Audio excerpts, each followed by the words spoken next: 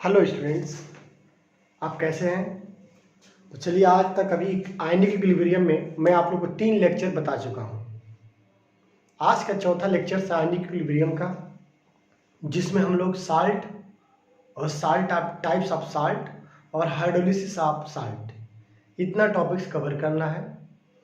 इसका जो सबसे इम्पोर्टेंट पोर्शन है वो हाइड्रोलिसिस ऑफ साल्ट, और उन साल्ट का पीएच कैसे कैलकुलेट करते हैं ये भी हम लोग पढ़ेंगे, क्योंकि हर साल कहीं ना कहीं किसी न किसी कॉम्पिटिटिव एग्जाम में सबसे ज़्यादा जो क्वेश्चंस आते हैं वो साल्ट हाइड्रोलिसिस के फार्मूले से आते हैं, क्योंकि इसके फार्मूले थोड़ा टिपिकल है और अगर आप प्रोसेस से समझेंगे तो आपके लिए बहुत ईजी हो जाएगा।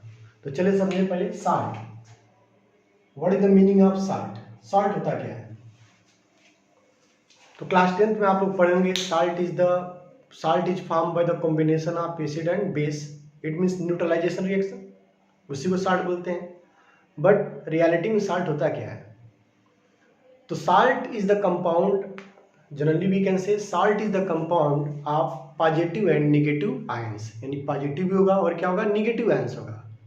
Positive ions come from the base while negative ions come from the acid. अगर हम कोई साल्ट लें, जैसे NaCl लें, हमें पता है इन NaCl positive charge Na plus होगा और निगेटिव आयन क्या होगा, Cl माइनस। अब इनके कॉम्बिनेशन से साल्ट बना। जो पॉजिटिव पोर्शन होगा यह बेस से आया होगा और जो निगेटिव पोर्शन होगा जनरली वह एसिड से आया होगा। तो ऐसे कंपाउंड को हम क्या कहेंगे, साल्ट कहेंगे। इसीलिए मैं बताया ये salt is a compound of cation and anion, या positive and negative ions. Positive ions come from the base, यानी cations come from the base while negative ions come from the acid. तो such kinds of the compound are called salt. जैसे NaCl बताया, तो generally NaCl कैसे बना? When HCl react with the base NaOH, तो यहाँ base है और ये आपका एसिड है। अब आपका ये NaCl मिलेगा तो NaCl बनेगा प्लस H2O बनता है। यहाँ पर देखें, यहाँ पर सोडियम आयन किससे आ रहा है, यानी साल्ट में सोडियम आयन किससे आ रहा है, बेस से, और जो Cl है वो Cl आयन किससे आ रहा है, एसिड से। इसलिए इस कंपाउंड को हम क्या कहेंगे, साल्ट कहेंगे। तो आई थिंक साल्ट का डिफिनेशन आपको समझ आ गया बच्चों। ओके, अब हम बात करेंगे साल्ट के बारे में, टाइप्स की, इसके टाइप के बारे में पढ़ेंगे। साल्ट का अगर टाइप देखें तो साल्ट 6 टाइप ऑफ होते हैं। There are 6 type of salt अगर देखा जाए तो। पहला होता है नॉर्मल साल्ट। सेकंड होता है एसिडिक साल्ट। थर्ड होता है बेसिक साल्ट। फोर्थ होता है आपका मिक्स्ड साल्ट। फिफ्थ होता है आपका double salt, and the last one होता है 6 होता है कॉम्प्लेक्स साल्ट।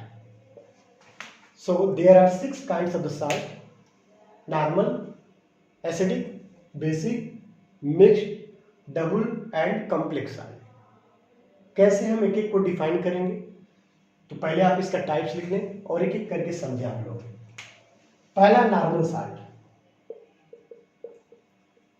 नॉर्मल साल्ट होता क्या है? तो नॉर्मल साल्ट का मतलब the salt which is formed by complete neutralisation between the an acid base, यानी वह साल्ट ही नॉर्मल कहलाएगा जब एसिड और बेस कंबाइन करे तो कंप्लीटली न्यूट्रलाइजेशन हो। कंप्लीटली न्यूट्रलाइजेशन मीन्स जो एसिड का H+ आयन होगा और जो बेस का OH आयन होगा वो कंप्लीटली रिएक्ट करके वाटर बनाए, तो ऐसे साल्ट को हम बोलेंगे नॉर्मल साल्ट बोलेंगे। क्या बोलेंगे? Normal salt. यानी इस तरह के साल्ट में कोई भी एसिडिक हाइड्रोजन या बेसिक हाइड्रोक्सिल ग्रुप नहीं होगा, यानी ना तो इसमें H+ होगा और ना ही OH आयन होगा, वो कंप्लीट वो निकल कर वाटर बना देगा। तो ऐसे साल्ट को हम बोलेंगे नॉर्मल साल्ट बोलेंगे। ठीक है बच्चों। जैसे अगर बात करें हम CaCl2 कैल्शियम क्लोराइड, तो CaCl2 कब बना होगा, यानी जब कैल्शियम हाइड्रोक्साइड HCl के साथ रिएक्शन करे तो आपको पता है calcium hydroxide give 2H ion और एक HCl एक ही देगा, तो इसको दोनों H निकाल लिया, 2 H मॉलिक्यूल लिया गया। अब ये दोनों कंप्लीट रिएक्ट करेगा तो 2 मोल क्या बनेगा, वाटर बनेगा, 2 मोल वाटर बना और आपका बनेगा CaCl2। तो यहां पर देखिए जो साल्ट बना इस कंप्लीट OH डिस्प्लेस हो रहा है, कंप्लीट H प्लस रिएक्ट कर रहा है OH से और वाटर बना के निकल गया, और जो साल्ट बना ये आपका क्या होगा, नॉर्मल साल्ट। समझ गए ना, ये नॉर्मल साल्ट में कोई भी H प्लस कोई भी हाइड्रोक्सिल ग्रुप नहीं होगा, कंप्लीट रिप्लेसमेंट हो जाएगा उसमें। जैसे CaCl2, NaCl, MgSO4, CaSO4, K2SO4, बहुत सारे एग्जाम्पल्स है बच्चों जो नॉर्मल साल्ट का एग्जाम्पल्स है। आप जितने देख रहे हो मैक्सिमम केसेस में नॉर्मल साल्ट ही आप लोग देखे होंगे। तो आई थिंक आपको नॉर्मल साल्ट के बारे में क्लियर समझ आया। बताओ बच्चों, समझ आया? वेल स्टूडेंट्स, तो नॉर्मल साल्ट आपको कंप्लीट समझ आ गया, तो प्लीज नोट डाउन। अब हम सेकेंड साल्ट की बात करेंगे, एसिडिक साल्ट। तो चलिए इसको क्लीन कर रहा हूं। एसिडिक साल्ट क्या होता है, उसके नाम से ही डिफिनेशन है। एसिडिक साल्ट का मतलब होगा, क्योंकि एसिड होता है उसको बेसिसिटी देखा जाता है। एसिड का basicity means H plus ion कितना वो डोनेट कर रहा है, आयनाइज कर रहा है। तो acidic salt are the salt which is formed by incomplete dissociation या incomplete neutralisation of poly basic acid with base. यानी poly basic acid, poly basic में सभी बोला एसिड का क्या देखेंगे, बेसिसिटी, यानी उसको बेसिक कहते हैं। तो जो हमारा एसिड होगा वो भी पॉली बेसिक होना चाहिए, क्योंकि कम से कम उसमें 2 H प्लस आयन होगा, तभी जाके इनकम्प्लीट H प्लस उसके साथ ऐड होगा, कुछ बच जाएगा।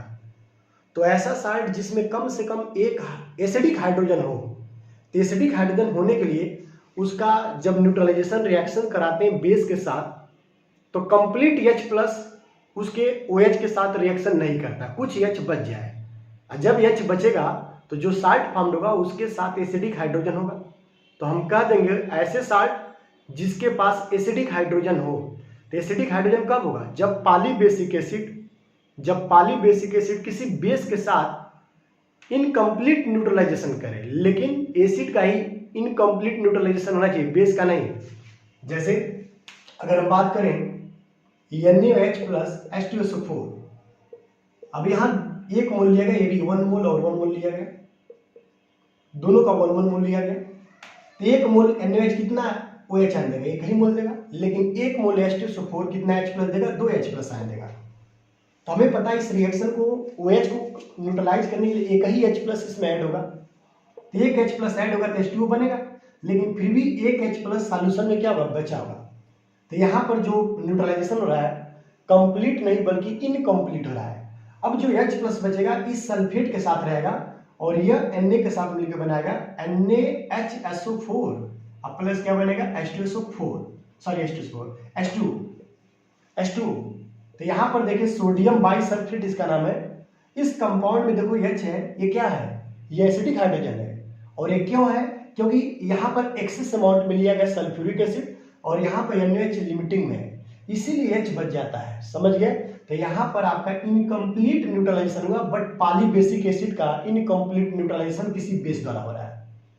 तो इसके पास कम से कम 1 हाइड्रोजन होना चाहिए, 1 एसिडिक हाइड्रोजन होना चाहिए, इसलिए NaHSO4 जो है, सोडियम बाइसल्फेट जो है, एक प्रकार का एसिडिक साल्ट है। कैसा साल्ट है बच्चों, एसिडिक साल्ट है। तो आई थिंक आपको समझ आया, तो इसे नोट कर ले आप एसिडिक साल्ट का। इसके अलावा और भी एग्जांपल्स हैं, एक से ज्यादा भी हो सकता है। जैसे सोडियम बाइकार्बोनेट NaHCO3, इसमें भी देखें 1 हाइड्रोजन है, ये एसिडिक है। एसिडिक कब है, जब कार्बोनिक एसिड H2CO3 रिएक्ट करेगा NaOH के साथ। तो इस केस में इसका 1 H प्लस OH के साथ मिलकर H2, बट 1 H बच जाएगा तो इसके साथ ऐड हो जाएगा NaHCO3, सोडियम बाइकार्बोनेट। तो ये जो बना ये साल्ट है, जो भी कार्बोनेट है तो सब साल्ट है। तो बच्चों ये जो साल्ट है ये एसिडिक साल्ट है, क्योंकि इसमें हाइड्रोजन प्लस है, यानी एसिडिक हाइड्रोजन है। और क्यों है आप समझ ही गए, incomplete neutralisation poly basic acid का हो रहा है। किसी बेस द्वारा। इसके अतिरिक्त और भी इसके एग्जांपल्स हैं, और भी देखें, sodium dihydrogen phosphate, sodium dihydrogen phosphate, ये भी देखें। अब यहाँ पर दो एच देख रहे हैं ना, सोडियम डाइहाइड्रोजन फास्फेट, ये कैसे बना होगा, जब फास्फोरिक एसिड H3PO4 NaOH के साथ रिएक्शन कर रहा होगा, तो इसमें एक H, इसको OH के साथ में क्या बना देगा, H2O। अभी भी 2H बचेगा, क्योंकि इसका एक मोल लिया गया, ए भी एक मोल और ए भी एक मोल, दोनों एक एक मोल है बच्चों, दोनों का एक एक मोल है। तो हमें पता है एक मोल NaOH एक OH आयन देगा, तो ये एक मोल फास्फोरिक एसिड 3 देगा, तो इसका एक ही H रिएक्ट करेगा, क्योंकि एक ही मोल OH है। तो भाई रिएक्शन पे H2 बनाया, बट 2H बच जाएगा, तो इसके साथ जुड़ा रहेगा और Na के साथ जुड़कर बनाएगा NaH2PO4, सोडियम डाइहाइड्रोजन फास्फेट। तो सोडियम डाइहाइड्रोजन फास्फेट ये साल्ट है, बट कैसा साल्ट है, एसिडिक साल्ट है, क्योंकि इसमें H है, हाइड्रोजन प्लस है, एसिडिक हाइड्रोजन है। और क्यों है आप समझ ही गए, इनकम्प्लीट न्यूट्रलाइजेशन की वजह से। तो आई थिंक आपको समझ आ गया, तो इसे नोट कर लें, नोट डाउन।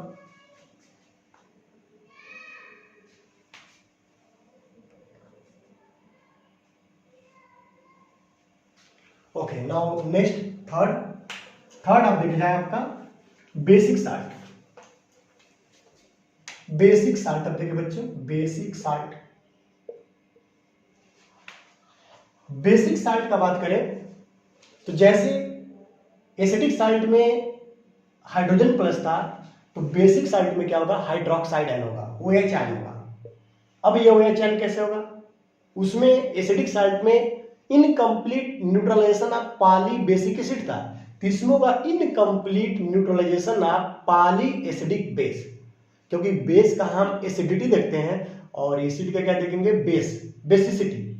तो ये जो साल्ट होगा, बेसिक साल्ट जो होगा, the salt which is form by incomplete neutralisation of polyacidic base. Polyacidic base means the base which contain more than one hydroxyl group. ऐसे बेस जिसमें एक से अधिक हाइड्रोक्साइड आयन हो, OH आयन हो, उसे हम पॉलीएसिडिक बेस कहेंगे। जैसे कैल्शियम हाइड्रोक्साइड, CaOH का होल ट्वाइस, इसलिए इसको बोलेंगे पॉलीएसिडिक बेस बोलेंगे, ठीक है ना, पॉलीएसिडिक बेस, क्योंकि इसमें 2 H है, ठीक है ना।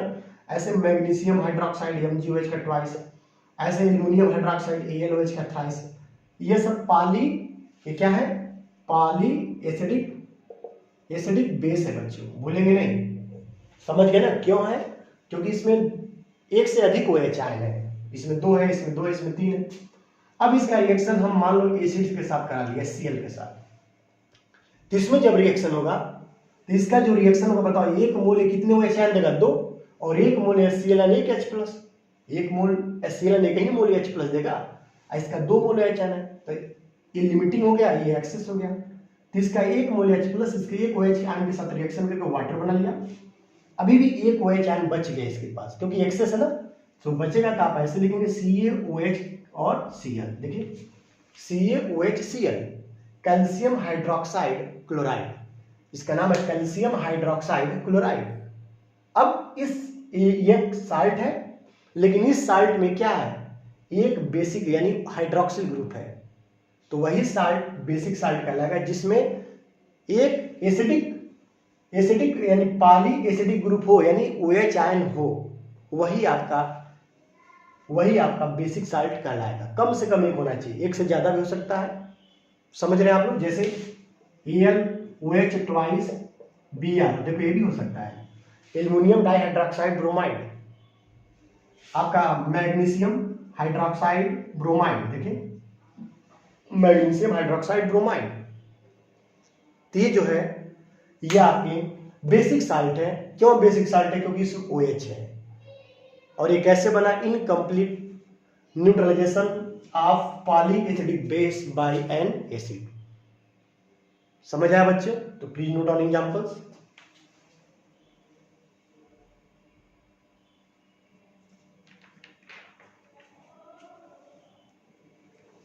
ओके, नाउ नेक्स्ट, समझ आ गया बच्चों। कमेंट्स सब्सक्राइब प्लीज आप करेंगे बच्चों, आप शेयर भी करें वीडियो को, और कमेंट्स भी अपना करें ताकि हम समझे कि आप लोग समझ आ रहा है कि नहीं। अगर नहीं समझ आता आप कमेंट्स करेंगे, मैं प्रयास करूंगा आप लोग को अच्छा एजुकेशन देने का, केमिस्ट्री अच्छा पढ़ाने का, और आपको कोई भी डाउट होगा आप जरूर शेयर करेंगे। ठीक है बच्चों, नेक्स्ट बात करें। नेक्स्ट साल्ट जो है वह है मिक्स साल्ट। थोड़ा ध्यान दीजिएगा, ये वाला थोड़ा समझना है। मिक्स साल्ट, अब ये क्या होता है? इस साल्ट का कुछ पॉइंट है। मिक्स का मतलब ही होता है मिश्रित, इसमें थोड़ा मिक्सचर होगा। तो हम बोल सकते हैं the salt which contain more than one cation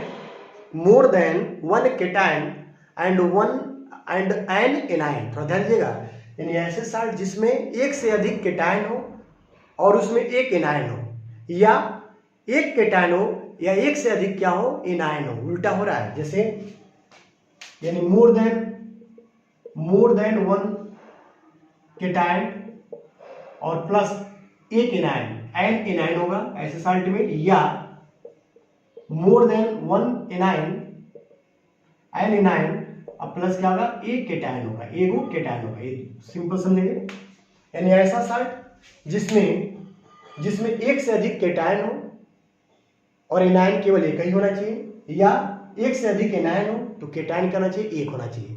तो ऐसे साल्ट को हम बोलेंगे मिक्स साल्ट कहेंगे। क्या कहेंगे? मिक्स साल्ट कहेंगे। जैसे NaKSO4।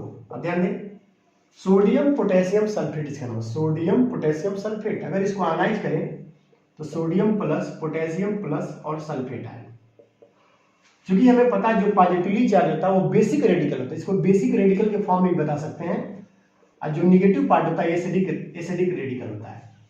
तो हम ये भी कह सकते हैं the salt which consist more than one basic radical and a acidic radical are more than one acidic radical and one basic radical। जैसे ब्लीचिंग पाउडर CaOCl। अब देखें कैल्शियम ऑक्सीक्लोरोक्लोराइड, इसका नाम है कैल्शियम ऑक्सीक्लोरोक्लोराइड। अगर इसको तोड़े तो Ca2+ OCl- और Cl-। अब यहां देखें, यहां ध्यान समझेंगे, यहां पर दो बेसिक रेडिकल है और एक एसिडिक रेडिकल है, यहां पर दो एसिडिक है और एक बेसिक है। यानी ये डिफिनेशन समझेंगे, मोर देन वन केटायन है इसमें और एक एनायन है, और इसमें मोर देन वन एनायन है, देखिए दो एनायन है और एक केटायन है। तो ऐसे साल्ट को हम बोलेंगे मिक्स टाइप ऑफ साल्ट बोलेंगे। समझ गए बच्चों? Mix type of salt. समझ आ रहा है तो इसे नोट कर लें और कमेंट्स जरूर करेंगे बच्चों, सब्सक्राइब जरूर करिएगा। Okay, no doubt.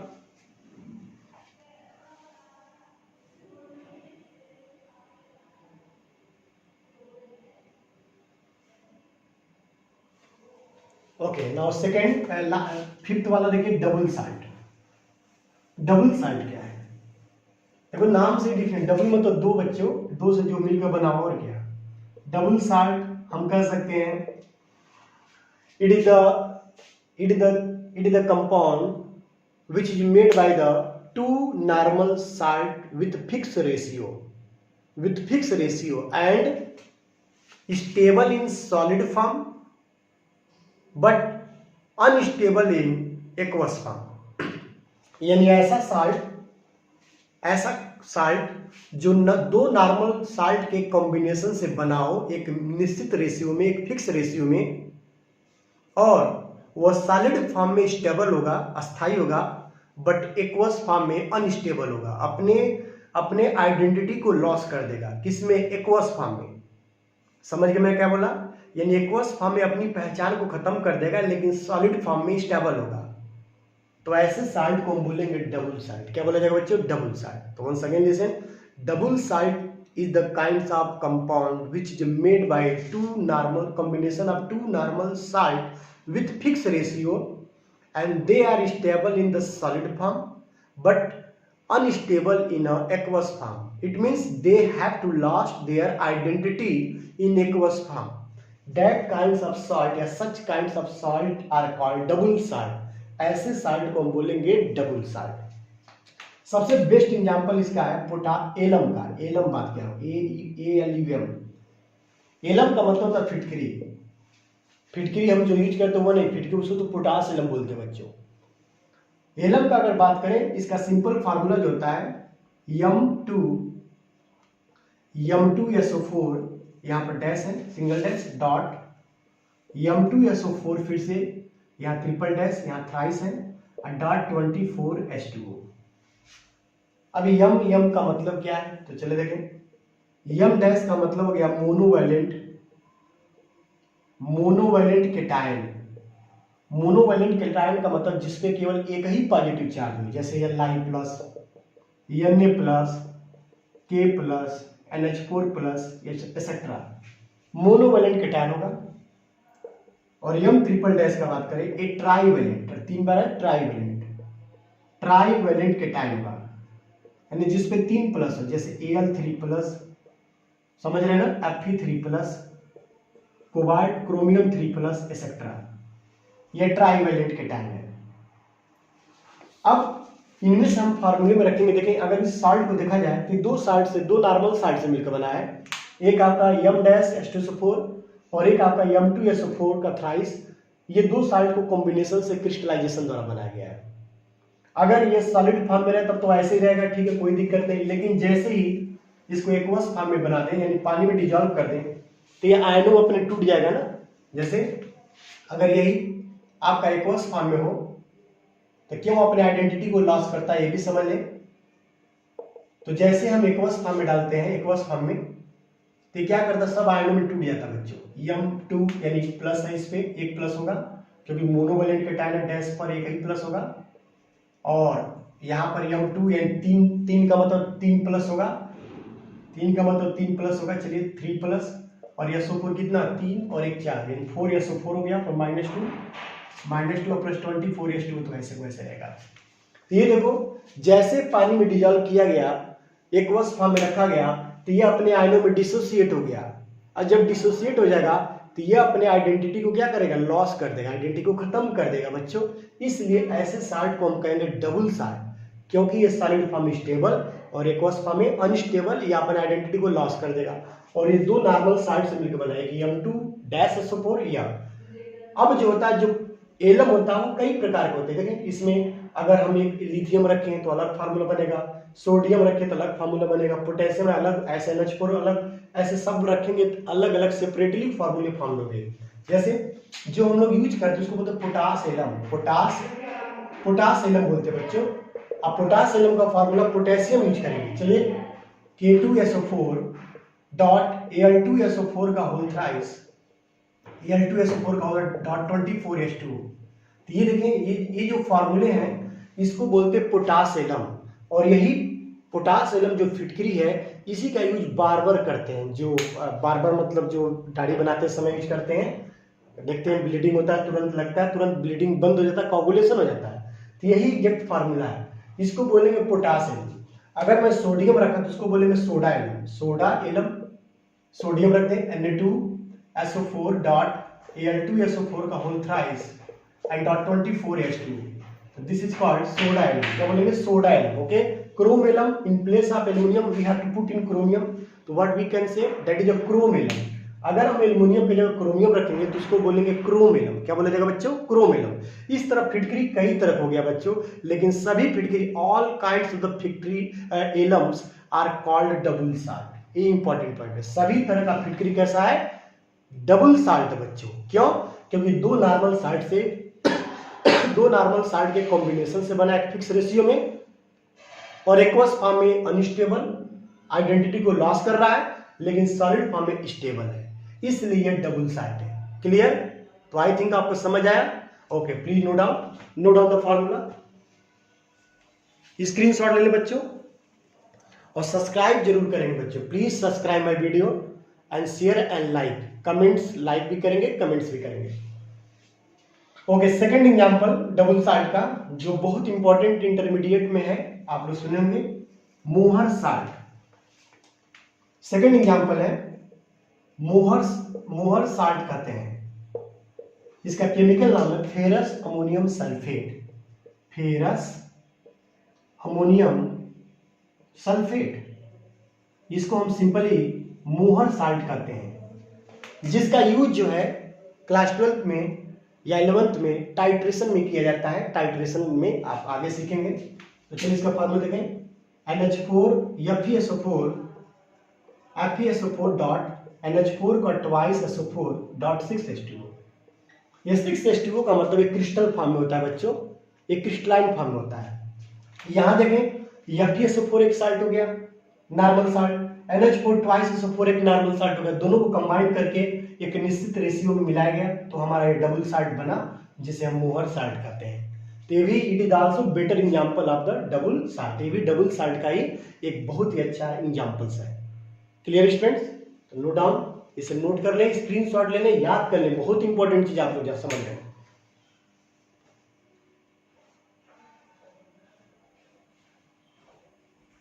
Okay, now the last one that is a complex salt. जो लास्ट है कॉम्प्लेक्स सॉल्ट के बारे में समझना है। कॉम्प्लेक्स सॉल्ट होता है क्या? वैसे क्लास सेकेंड ईयर में जब जाएंगे तो कॉम्प्लेक्स सॉल्ट के बारे में एक कंपाउंड पढ़ेंगे, कोऑर्डिनेशन कंपाउंड, जो बहुत ज्यादा पढ़ रहे हैं इसके बारे में। सिंपल यहां समझ लें, complex salt is also compound which does not lose their identity in aqueous form as well as in solid form। समझ गए? यानी ऐसे कंपाउंड जो एक्वस फॉर्म में और सॉलिड स्टेट में अपने आइडेंटिटी को, अपनी पहचान को खत्म नहीं करते हैं, लॉस नहीं करते हैं, तो ऐसे साल्ट को बोलेंगे कॉम्प्लेक्स साल्ट। समझ गए बच्चों? ऐसे साल्ट को क्या बोलेंगे? Complex salt. समझ गए? अगर ये आयोनाइज होगा तो इसके कुछ स्फीयर होते हैं, उसके बाहर के भी आयन होगा। जैसे अगर बात करें हम K4Fe3CN6 देखो, अगर इसको आयोनाइज करें तो ये केवल आयन होगा, लेकिन इसके अंदर का कभी आयोनाइजेशन नहीं होगा। कॉम्प्लेक्स आयन के फॉर्म में आयोनाइज होगा, लेकिन सॉलिड फॉर्म और एक्वस फॉर्म में ज्यादा मतलब स्टेबल रहेगा, अपने आइडेंटिटी को लॉस नहीं करेगा। AgCN ट्वाइस माइनस इसमें है, ये आपका सॉल्ट। ऐसे PTNS3 ये भी आपका है। ऐसे बहुत सारे एग्जाम्पल है। FeCO5 ये देखें, ये सभी जो साल्ट हैं एक कॉम्प्लेक्स साल्ट है, क्योंकि यह अपने आइडेंटिटी को लॉस नहीं करते हैं, चाहे वो सॉलिड फॉर्म में हो चाहे वो एक्वस फॉर्म में हो, वो लॉस नहीं करेंगे। वैसे इसके बारे में हम लोग डिटेल्स डिस्कस करेंगे। क्लास 12th में एक चैप्टर दिया कोऑर्डिनेशन कंपाउंड, उसके बारे में डिटेल्स स्टडी करेंगे। सामान्यतः ऐसे साल्ट को हम ब्रैकेट, बड़े ब्रैकेट के अंदर लिखते हैं। एक मेटल अंदर होता है, कुछ ऐसे लिगेंट होते हैं, इसका नाम लिगेंट है, ऐसे रिप्रेजेंट करते हैं। तो ऐसे साल्ट को हम बोलेंगे कॉम्प्लेक्स साल्ट। तो आई थिंक आपको साल्ट के बारे में कंप्लीट समझ आ गया होगा। क्लासिफिकेशन बताया, आज साल्ट होता क्या वो मैं बताया। तो आप जरूर प्लीज कमेंट्स करें, सब्सक्राइब करें और लाइक जरूर करें, और जो भी प्रॉब्लम हो अपने कमेंट्स के माध्यम से हमें बताएं बच्चों, और शेयर अपने फ्रेंड्स में करें। तो thank you very much student for watching my YouTube channel and please subscribe.